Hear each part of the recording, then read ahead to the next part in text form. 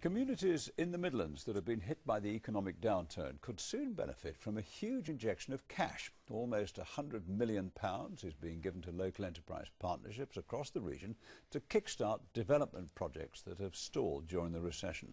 The money will be used to improve infrastructure to help create growth, jobs and house building. Phil Brewster reports. When the downturn hit, the construction industry was among the worst affected. This housing development at Long Eaton in Derbyshire is on track, but when the economy turned sour, many others like it ground to a halt. This morning, the Chief Secretary to the Treasury, Danny Alexander, was in Birmingham to announce plans to kickstart those private sector projects that stalled in the recession.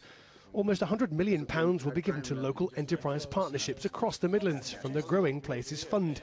£15 million will go to Birmingham and Solihull alone. There's a vast amount of ambition and lots of ideas for things that can take this city forward, take the Midlands forward. And this money, I think, can help to make a difference, to bring some of that investment forward, to get the private sector investing and to create jobs that we so desperately need. Elsewhere, Nottinghamshire and Derbyshire are to get £17 million. The cash will go on infrastructure projects that create jobs. Much of it's likely to be spent improving the region's road network. Another beneficiary could be the Markham Vale Business Park near Chesterfield, where there's talk of installing a broadband network and building more houses to attract new business. When it opened several years ago, it was hoped firms would flock to fill this million-acre regeneration site. Instead, today, much of it remains empty.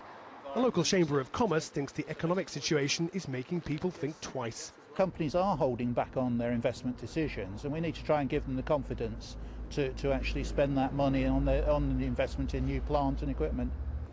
But is this money too little, too late? Only last week, this Chesterfield company, Timberline, which makes children's outdoor play equipment, went into administration with a loss of 80 jobs.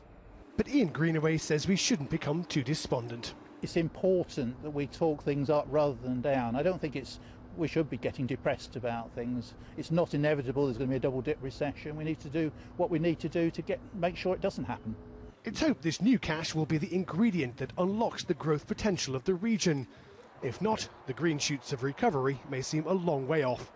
Phil Brewster in Chesterfield for Central Tonight.